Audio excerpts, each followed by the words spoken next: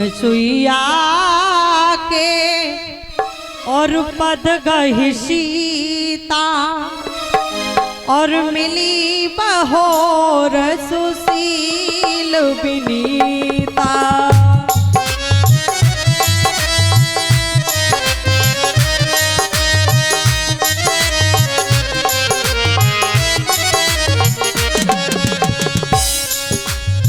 अनुसुईया जी से जाकर के जनक नंदिनी सीता ने हाथ जोड़ करके सबसे पहले प्रणाम किया और प्रणाम करने के बाद में आज उनसे कहने लगी हैं कि हे मैया, नारी का क्या धर्म होता है।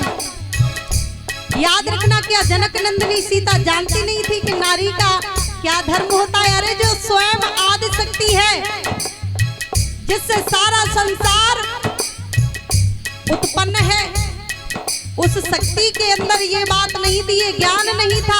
अरे वो तो सब कुछ जानती थी, लेकिन संसार के लिए पूछा है जनक नंदिनी सीता ने कि हे मैया, कि अनुसुईया के पद गहि सीता मिली बहोर सुशील विनीता।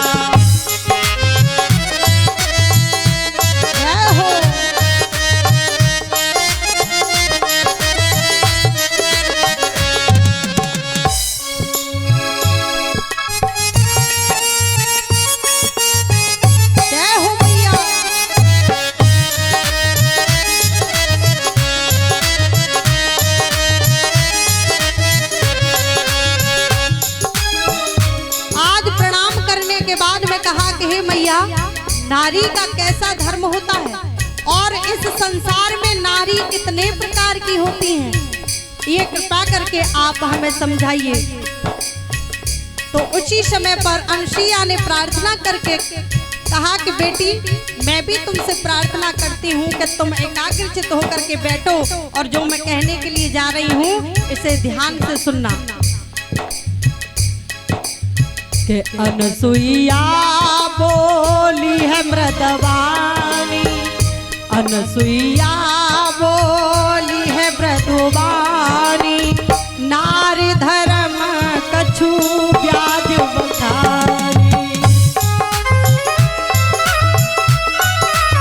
जय हो जनक नंदिनी सीता की।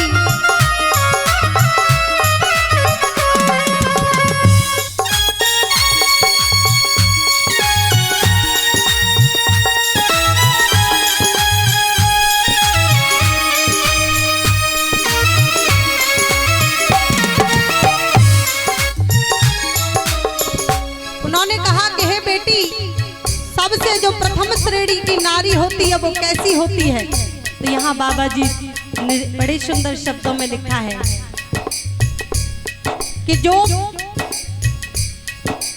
प्रथम श्रेणी की जो नारी होती है वो कैसी होती है। हे सीता और अनुसुईया मैया बोली हैं कि उत्तम के,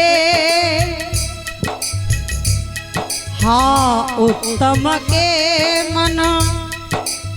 उन्होंने कहा कि जो उत्तम श्रेणी की नारी होती है, उत्तम के आशा बस जगमाही, सपने उआन पुरुष जगनाही।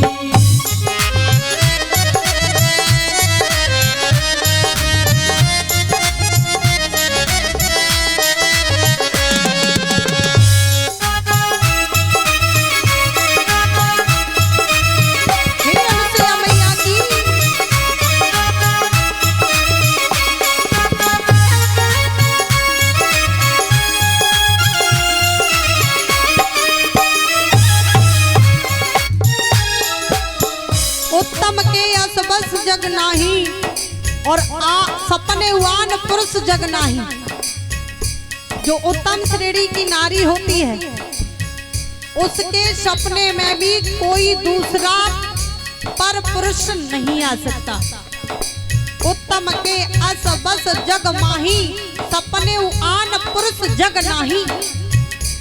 और जो मध्यम श्रेणी की जो नारी होती है वो कैसी होती है, तो बताया है कि मध्यम परपति देखें ऐसे, मध्यम परपति देखें ऐसे, पिता को पुत्र निज भ्राता जैसे।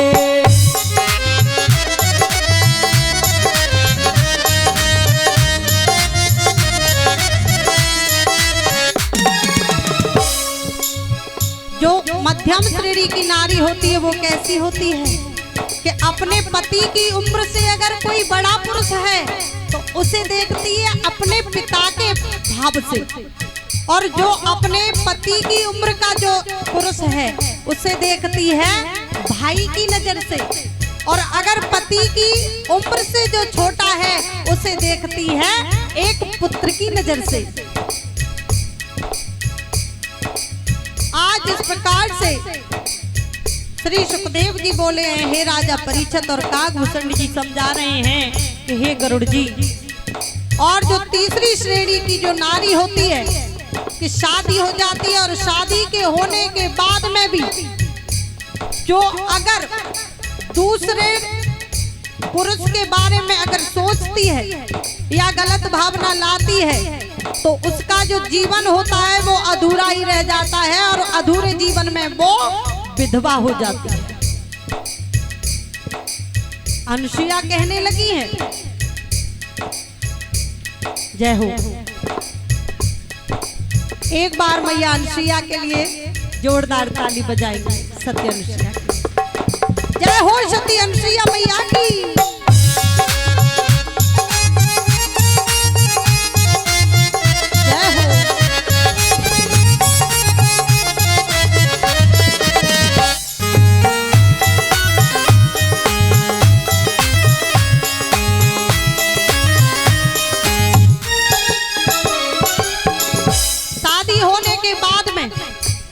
पति को परमेश्वर समझना चाहिए, और कहने लगी हैं तो पति कैसा भी हो के वृद्ध रोग वसा जड़ धनहीना, हाँ वृद्ध रोग वसा जड़ धनहीना, और अंध बधिर क्रोधी अति दीना।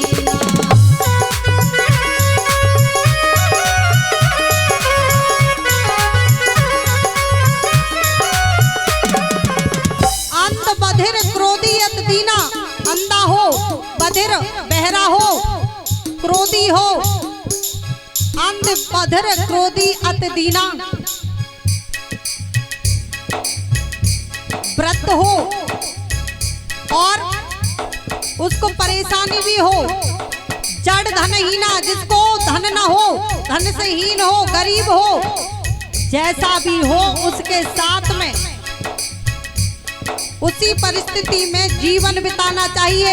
ऐसा जीवन नहीं जो कि ज्योति मौर्य ने अब इस समय किया है,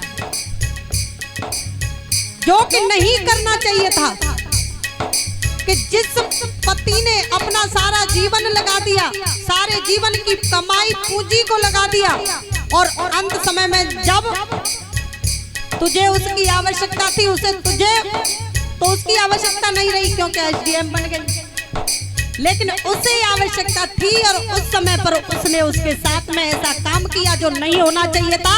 एक मछली पूरे तालाब को गंदा करती है, याद रखना। एक नारी ने ऐसा काम किया, ना जाने कितनी नारियों के ऊपर से विश्वास हट गया, ना जाने कितने पतियों का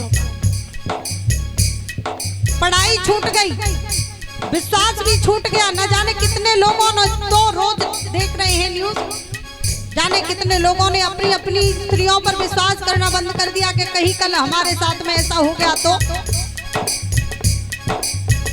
है? ऐसा नहीं होना चाहिए। तो जैसा भी पति है उसका आदर सम्मान करना चाहिए, क्योंकि गोस्वामी तुलसीदास जी पहले ही लिख करके रख गए हैं कि ऐसे पति को करे अपमाना, हाँ ऐसे पति को करे अपमाना, पावे नारी यमपुरा दुख नाना।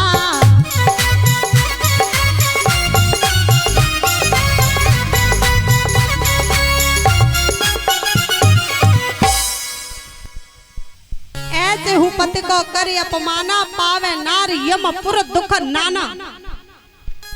नाना प्रकार के दुखों को सहन करना पड़ता है। याद रखना, कहने में थोड़ा, क्योंकि कुछ लोग विश्वास करते हैं और कुछ लोग विश्वास नहीं करते हैं, लेकिन याद रखना कहना काम हमारा है, विश्वास करो ना करो ये काम आपका है।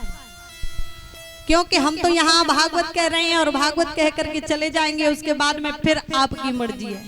कहना हमारा काम है और करना आप लोगों का है। क्योंकि ये कहा है कि यथा यथाय पुरुषाय कल्याणे कुरुते मना, तथा तथा सर्वार्था सिद्ध्यन्ति नागसंस। जैसे जैसे ये जीव धर्म के मार्ग पर प्रेरित होता है, बात केवल नारी की हुई नहीं है, बात है यहाँ धर्म और अधर्म की।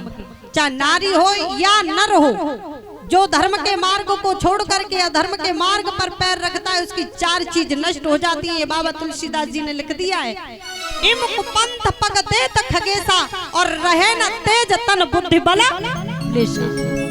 बल, बुद्धि, विवेक और तेज, ये 4 चीज नष्ट हो जाती हैं। बड़े से बड़ा विद्वान हो, बड़े से बड़ा ज्ञानी हो, बड़े से बड़ा योगी हो, बड़े से बड़ा धनवान हो, बड़े से बड़ा बलवान हो, ये 4 चीज नष्ट हो जाती हैं जब रास्ते को बदल देते हैं। तो यहाँ ये बात है। तो इसलिए आज श्री सुखदेव जी समझा रहे हैं, हे राजा परीक्षित, अरे नारी तो वो भी थी जिन्होंने भगवान ब्रह्मा विष्णु महेश जी तक को 6-6 महीने के बालक बना दिया। वो भी तो किसी मैया की बेटी थी, वो भी तो किसी पिता की संतान थी। हे मैयाओ, चलो उनको 6-6 महीने के बालक नहीं तो उनको आराध्य तो बना ही सकते हैं, उनको अपना इष्ट तो बना ही सकते हैं। तो बताया है कि हर सती जो जग में रहे ध्यान से, ध्यान देना कि हर सती है जो जग में